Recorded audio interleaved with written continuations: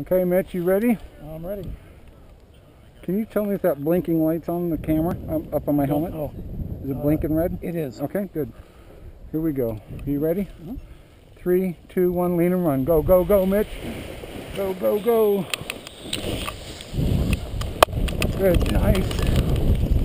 There you go. Good job. Slide in there, all the way back in. You comfy? Yeah, it's good.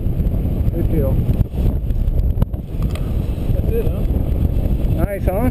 Amazing. Way easy.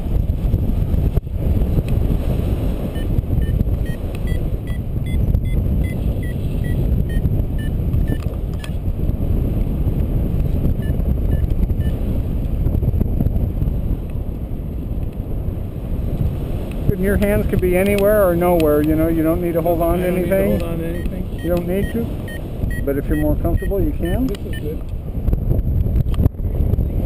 Your hand straps for steering, controlling the ropes or whatever. What's that? Whatever you call the lines, you're using your arms for. Right, yep, so I got a right and left brake control. Uh-huh. So each one of those attaches to a cascade of lines that's on the trailing edge of the glider, from the center to the tip. So if I want to make a left turn, what I do is I let my right hand go up high, fly fast, and I pull a little bit of left brake, which creates drag on that side. I'm just slowing that side of the glider down, the other side flies faster, and that's how we turn. Very cool. Yeah. And then going down is going up, you're catching the wind. Right, we're going just down. I can't imagine how you would do it. well. Going down's a given because we're always fighting gravity the whole way. But I see. So the challenge is going up. Right, exactly. Hey, any chance we could film Maya's taking off? Yeah, if we get the time. Yeah, right? if we're in position for it, certainly. Okay, just a thought. Not a big deal. Kind of fun though. So these guys, this thing is this sleeping bag thing is just. That's a pod harness, so it's just more aerodynamic for cross country or racing. How do you get off? What's that? How do you lift off when you're? Or you put that thing on once you're right, off. you just step into it once you are in the air. And then you zip it up. Yeah, exactly. So let's see, they're not. What color is Lawrence? You don't know which one he's going to. He's still not even laid out there yet. Yeah, so he's a little ways. I think he went to change gliders. No, there he is. He's back there. Yeah. I could get a little wave in. My daughter. There, give her a shout. There. Thank you. You're welcome. She got so into this parachuting idea. I said, "No, you got to try this. This has got to be good." Yeah. This is so much fun. Well, if you were parachuting, you'd be on the ground by now. So. That's exactly. Yeah. And she had to pay the big bucks to extend it till 60 seconds. I think it'd be nice to do the free fall, but I don't know anything about it really. No. Free fall. I'd like to free fall, but to do that solo, you have to do quite a few tandem jumps first, and kind of the same as this. But once you're a tandem person, you really don't want to do tandem with somebody else. If they'd let me go up and free fall out of a plane, I'd do it once, but I don't think I'll do it if I have to go tandem, and that seems to be the only way. Or base jump, I guess. So do you do any long-term flights? Are you into that, or? Oh yeah, I like flying cross country, but besides taking people on their introductory tandem flights or teaching students thermaling techniques on the tandem, my favorite thing to do is to fly cross country, to launch and try to get to cloud base and see how far I can make it from wherever I launch. So that's like a 4 hour, 5, 8, 10 hour. I've flown 8 hours here, but it's like at about the level we were, just in the early days of flying, just because, see how long you could stay in the air. It was about bladder control and, how thirsty you got more than anything. Yeah, you can't order the pizza in. Right, but my longest flight from here, I have still the tandem record, which is like 28.6 miles. So I flew, took about 3 hours, and I flew with a 68-year-old guy that weighed 260 pounds. Wow. And we flew all the way down to Enumclaw and then up towards Crystal Mountain about 7.5 miles and landed up alongside the 410 highway there. Wow. And that's a matter of catching the drifts just right? Just catching the thermals and connecting to the clouds, yeah. Some of it's weather conditions. Oh yeah. So yeah, we like those big puffy cotton ball looking clouds, each one of those designates a thermal underneath it, feeding that cloud, and so you can read. You learn to read that. Right, and then you know, we just try and go cloud to cloud to cloud.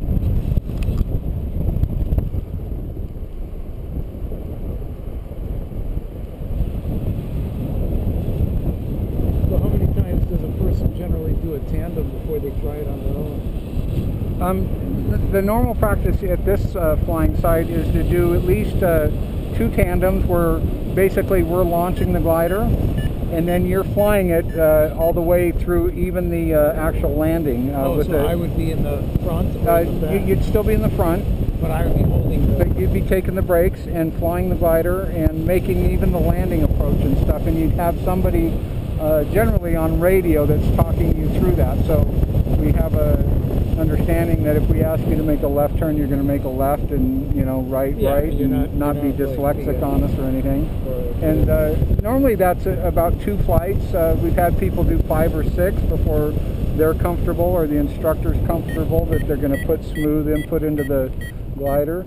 And then, so you do that. You teach that. What's that? You teach. Yes. Yep. And anyway, and then you're basically radio controlled from the top and the bottom by an instructor on launch and one on the landing. And radio controlled. You mean? Well, so you have somebody on radio with you. So they're in your ear. They're not in your controls. Right. Exactly. Right. Exactly. I got it. Yep.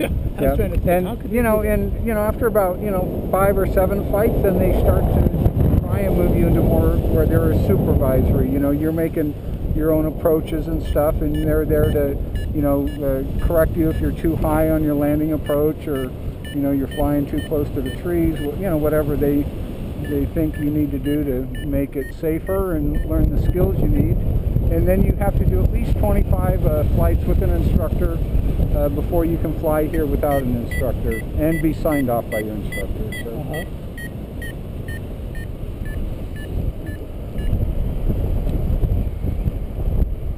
So do you ever get close? I mean, what's that? Do you ever have problems with... Well, we have rules of the ridge. Like, this is a good buddy of mine. Yeah. I'm going to cut you off. I'm not yielding. Nothing. His care factor is 0. So we do have right-of-way rules. Yeah. So if we're flying head-on, like if this glider out in front of us turns back, and he's got the hill to his right, we have to yield right-of-way to him. So if we're flying alongside the hill here, and somebody has a hill to their right, they have right-of-way. So if they move to the left, we have to move to the left to let them turn as hard left as they want to turn. Okay, that way nobody gets boxed into the trees. See the streamer on that guy? Yeah. That tells us that guy is a student pilot, still under radio supervision. It might be intermittent radio supervision, but we know that he's a low-time pilot, so we kind of give him a wider berth than we would an experienced person. Sure. So. Yeah, in fact, wasn't he the guy that got yelled at up there? Well, yeah. Sort of yelled at, but politely scooted out of the way. They need to learn the etiquette, but that's more falls on his instructor than the student at that was point. Was he the instructor, actually? Huh? Was he the instructor? No, he wasn't an instructor, but his instructor should have him setting up and getting connected in the back before they come up on launch. So. Right. No, I got the point. I just didn't so. realize what they were doing. Well, it seems relatively safe. What's that? It seems relatively safe. I imagine the landing is the hardest part. When you're learning to fly one of these, to fly out here, to learn your way around the traffic and stuff can be, a little bit challenging. But the flying out in the air we call the stupid part. The places people are going to get hurt doing this is on launch and on landing. So that's when we really want to work on, the fact that you have good skills in handling the glider, making smart decisions, because every time you launch and you land, you're going to be faced with different wind directions, strength, direction, and you got to be able to kind of, sort through all that and, make smart choices that are going to keep you safe. Yeah. We say it's all about managing risk. The better risk manager you are, the better paragliding pilot you'll make. So. Yeah. been doing it? I started in '92, so in September will be my 20 years. 20-year anniversary of flying paragliders. Yeah. Very cool. Yeah. Lawrence said he's What's that? Lawrence said he's about the same. Yeah. Yep. Yeah. That's no wind, huh? Pretty strong.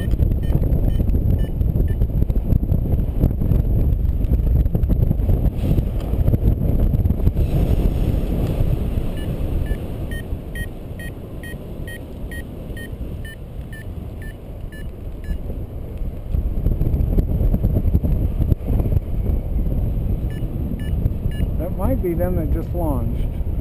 Can't see the Right glider there. real clear, but no, I think that's a solo glider. I think Lawrence is on his blue glider. It's getting close to the tree.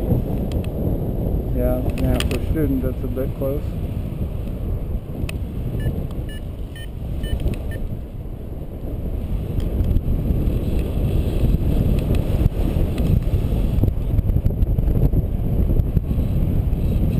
You want to make a few turns, Mitch? Fly this glider? Sure. Okay, so why don't you reach up? I'm going to give you the right brake and the left brake. So reach up and put your whole hand in there.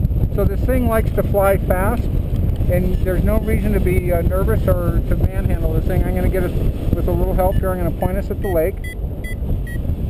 Okay, so basically this thing likes to fly with just the weight of our arms. You're really tense, so just relax your arms. There you go, nice and jello-y. Yep, perfect, good. So this thing likes to fly with just like the weight of our arms, like a sack of potatoes, okay? So we don't pull down hard. So in a minute we're going to make a right turn. So to do that we're going to put our left hand all the way up. We're going to pull about 8 or 10 inches of right brake, and we're going to keep that brake down until we come all the way around at the lake. Go ahead and pull about 4 or 5 more inches of brake. Pull, pull, pull, pull, pull, pull, and hold it there. And let's lean a little bit to our right. Good, you can just see how when we lean, that turn goes a little bit quicker.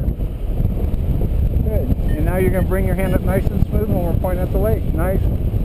Good for you, Mitch. Okay, we're going to do the same thing left turn. So right hand goes up high. Let that side fly fast. Pull that left brake, 8-10 inches. Pull, pull, pull, and hold it. And let's lean left.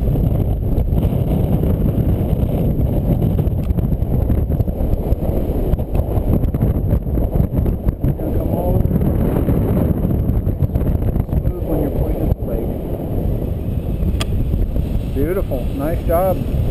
Pretty easy, huh? Yeah.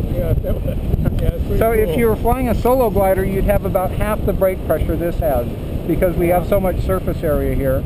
Okay? You mean you and me, or the size of the wing? Because of the size of the glider, this has way more pressure. Also, your hands would be a little lower to your head, so it makes it a little more comfortable. But you're hanging a little bit below the brake toggle. So less pull or more pull? What's that? Less pull or more? If you were flying solo, your hands would be in trim position about here at your ears, where now you're having to reach way up. So it's a little more comfortable flying position on a solo glider. I'm in a little better position than you are, but my hands are still higher on this than they are on a solo glider. That's a whole different harness. What's that? The difference is in here. Right, yep, exactly. The double. But the wing could be the same, right? The sail could be the same. Yeah. The same sail, right?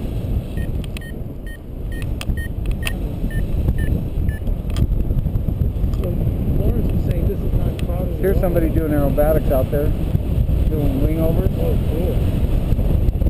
Yikes. Scary stuff. It's supposed to be hard to like free fall. Or is it possible?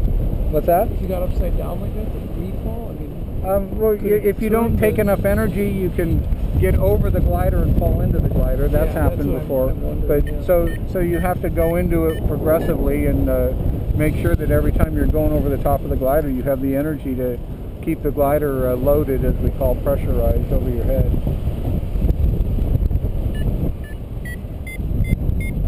I like a little bit of aerobatics, but a little goes a long way for me. I'm not into huge G-forces, but I'll do some wing overs and a bit of a spiral, but I get up to about a G1/2, 2 Gs, and my vision starts to narrow, and I just don't like that feeling. I did it as a kid, but the older I get, the less I'm inclined. yeah. Sure about a lot of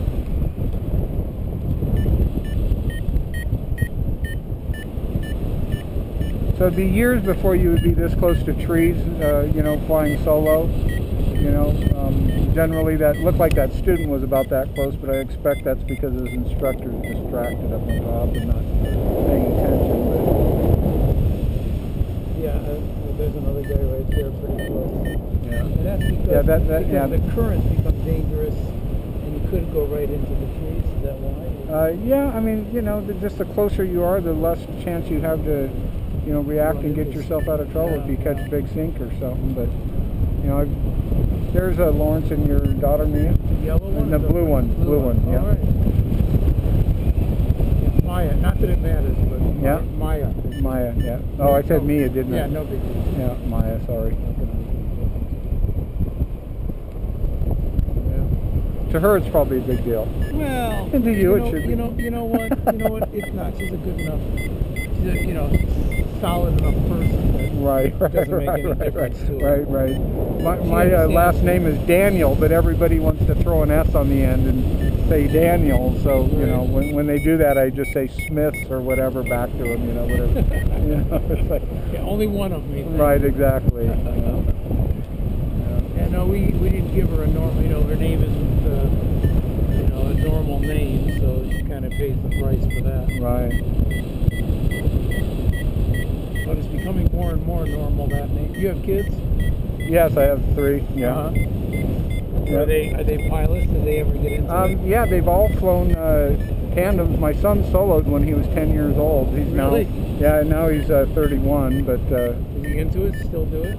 he just won't fly tandem with me anymore. So him and his wife are starting a family. They're pregnant and due in February, so that'll be my congratulations. yeah, that'll be my 3rd grandbaby. Oh, you already have 2? Good. Yeah, it's awesome. Great. Yeah, they're so cool. Yeah, well, someday I'm looking forward to it. Yeah, it's pretty cool when this little person calls you grandpa and just can't wait to see and is excited every time they're around you. And I think also seeing your kids as parents. Oh, it's awesome. I think that would be cool. Yeah. Yeah, I'm looking forward to it. I mean, I'm not, no rush for them, but whenever they're ready. Right. I think those grandparents would kind of hover and say, come on, when are you going to have kids? Right. That's a bunch of fun.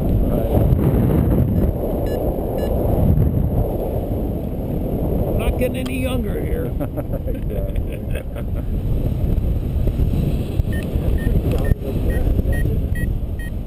People are okay with it. What's that? Oh, the crowdedness. I was. Yeah, well, most of these people are pretty experienced, other than the one student, and I think. I saw another tail out there somewhere. Oh, okay. Well, but yeah.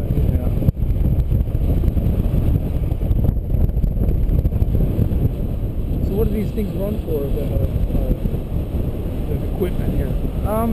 Brand new, all up. I think you can easily spend $6,000. Uh-huh. That's including all the instrumentation, radio, reserve, the harness, helmet. But there's some. If you go through an instructor, somebody that's had a lot of students, good used gear that they're confident of the history in it, then that's not a bad way to go for your first glider. Because most people, if they really love the sport, they grow through their first glider pretty quick. So it's not a bad idea to buy a used glider. I just wouldn't buy one from somebody I didn't know on eBay. I wouldn't get in a bidding war for one. Or I suppose the lines are the most the lines. If the glider goes in the tree and loads the lines funny, that can be a problem. The other thing is the porosity of the cell material. Oh,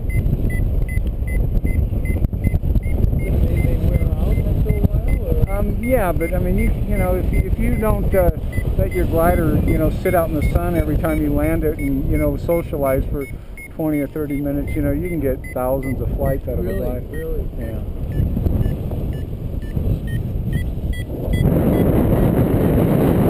Now we're back up. And how do you tell the difference between a ridge wind and a, what do they call it, a ridge? You just feel the difference? Yeah, and also the location is usually where you enter it.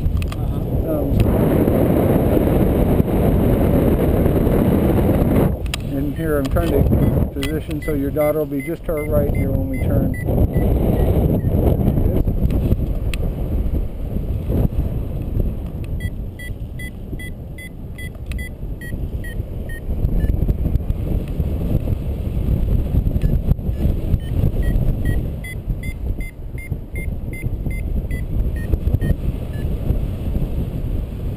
Nice!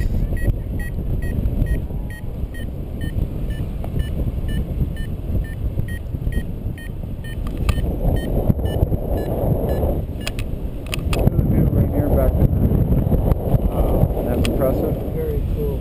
Yeah, somebody blew a launch, same down below the launch, in the tree in the bush. Yeah. Oh shit. Yeah.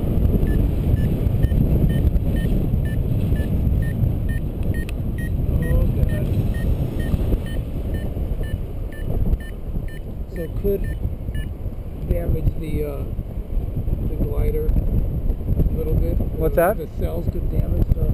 You know, that's probably not a big issue there. It's not much of a tree. Or Right. It really didn't take a load on it, you know. It was like stuck in the bushes there. Yeah. Oh wow, that's the guy that asked the guy to move. So you know, sometimes we say there's this big karma thing in paragliding. Really? So That's the guy that was. that's the guy that asked the student to move out of the way, I think. Oh boy. He was a little strong. Yeah. Wheel. Yeah. I think that's. Oh, you know, that's not. That's actually another friend of mine, Mike. Oh, you were talking to him. Yeah. What's that? Yeah, you were talking to him. Right. Yeah. Yeah. Yeah. He went to Israel with us this past year. So experienced flyer, but kind of bad. Yeah.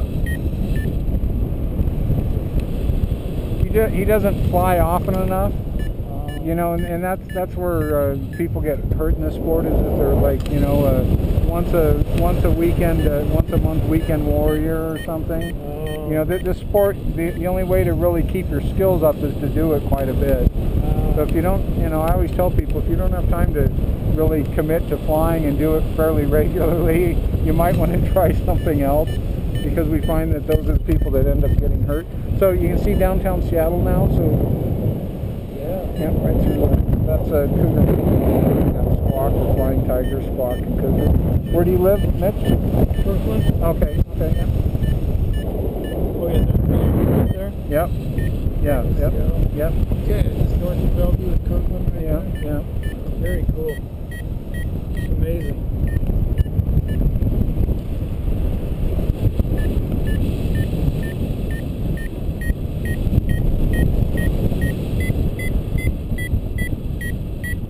So you flew all your equipment to Israel, or Yeah. you rent? Oh, yeah, really? Yeah, it packs down to, you know, like, just, you know, you can get everything in just under the 50-pound weight limit. You just send it in through with the baggage, with the luggage. Yep. Check it and go. Did Lawrence go with you? Yeah, he went this last year. So I've been the last 3 years, and Lawrence joined our party this year, and so that was a little turbulence from that tandem glider below us. Really? Yeah. The glider created the turbulence? What's that? The glider created the turbulence? Yeah, that was what that little bump was No for a way. second. Yeah. So we create that much drag. Oh yeah. Get closer. I don't think Yeah, I mean, the solo gliders, you know, they won't fly behind a tandem glider because it can, you know, can cause a pretty good whack. And very interesting. I would never have guessed that. I'm still fighting to get out of there.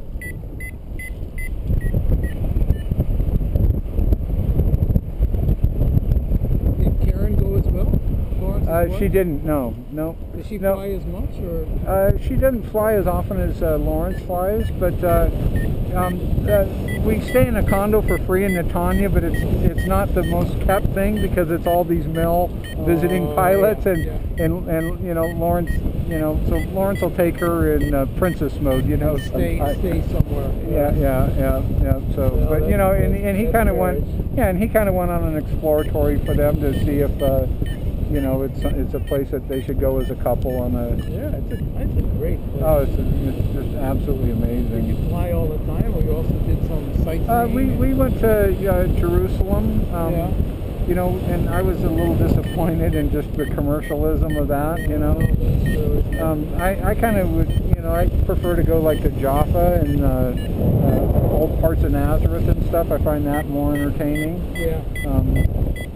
And I liked up north near the Sea of Galilee. Yeah, oh yeah, I like that area. Yeah, I forget what they call it, but the hot springs up there and stuff are real nice. And we actually took a tour into Jordan. You did what? See Petra? Yeah. We went into Jordan. Uh-huh. We had to, you know, go to the border. Right. And Petra, this amazing, like, city in the hills. Right. I've heard that if you go there, you should do that. We just we're kind of always on crunch time. We always take you know, because you can't do a direct flight. So the first year we went to New York City and hung out for like 15 hours there before we connected, and then 2 years ago we did London, and last year we stopped and spent 2 nights in Paris on our way back. So very cool. Yeah. So you know, you figure going that far and stuff, it costs you a little bit more to have a layover, but it's no, you see something else. Yeah, exactly. When we went to Israel, this makes no sense at all. We spent a week in South Africa. Oh, well. I mean, it makes no sense, but I know what you mean. Right. My wife said, we're going to South Africa. My wife said, well, as long as we're going to South Africa, let's go to Israel. I was like, wait, have you studied your geography lately? Yeah. They're not serious. So we did. Spent a week in each. Yeah. I would go back to both. South Africa is an interesting place. Yeah.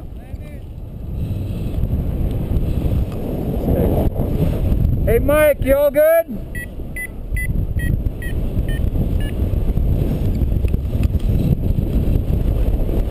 Embarrassed.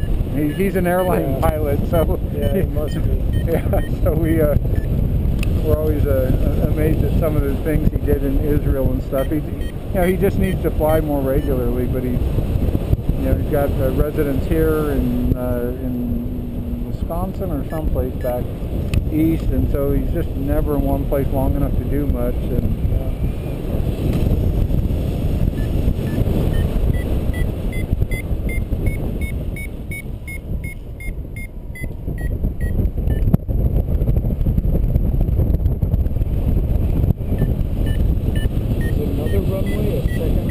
yeah, it's just that was just put in a couple weeks ago, actually.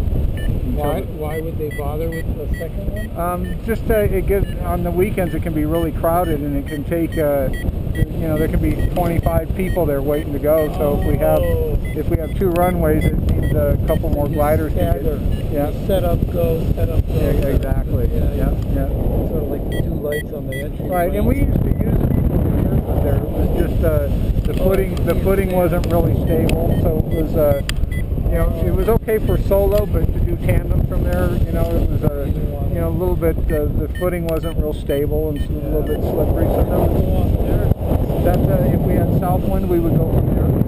So coming from the south. Right, if the wind was from the south. Yeah. Right. We always launch and land into the wind. So we'll be landing coming this way. Exactly. Yep. So because this is. What's that? It allows lift. It allows the lift, and it helps us burn off our ground speed. So, you know, we're basically moving through the air at a constant 22 miles an hour on this thing.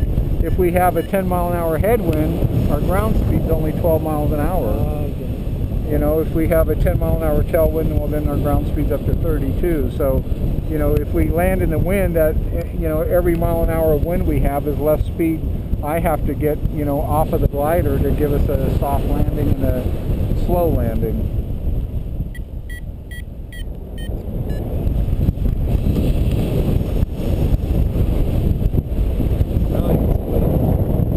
What's that? Yeah, it's pretty peaceful. You have a bad day at work and you come out and do this, and it just kind of ebbs away, you know. By the time you land, you can't really remember what got you going, you know. What was I all pissed off about? What is your work? I am the working partner in 4 self-serve car washes. Oh. So Yep. You do it yourself. else. Yep, exactly, yep. Yep, so we have 4 of them, 3 located in Seattle, 1 up in Kenmore. And my partner is 77 years old and has had them for 35 years and hired me about 12 years ago and kind of became like a second father to me, and he's got no heirs, and he just said, I'm going to give you sweat equity, I'm going to slow down. And he got married to his second wife after his first wife died, and they travel a lot, and I run his business for him, and you know. And he's happy, you have an opportunity. What's that? He's happy, you have an opportunity. Oh, it's a great opportunity. In 2 more years, I'll, you know, have a third of the business. So if something happens to him, then I can go, you know, finance and buy from his estate the remaining balance of them, and then I'll own 4 car washes. And so yeah, so it's Good. It's a money maker. Hands off. You don't have to be there. No, it's not as hands off as people think. But you have employees though? I do have employees, but you know, employees only do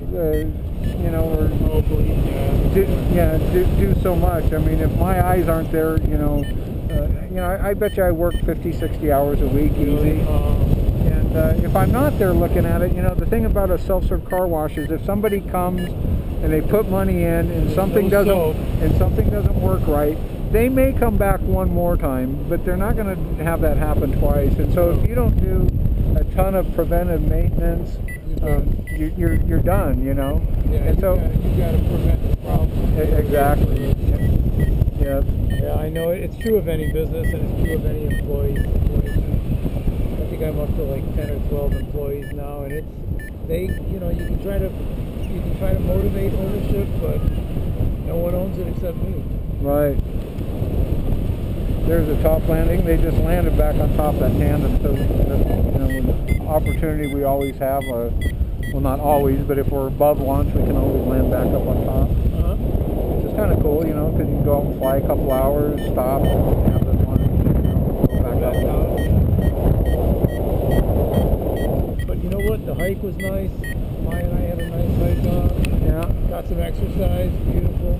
Yeah, it's a good day. Lookouts. Yeah, nice. Right, day. and the air, when we were first launching, I thought we might only get like 7-8 minute flights because all those gliders were down low, and here it's turned back on, as we would say, and we're getting nice long flights, so it's a good thing. Yeah, it's beautiful.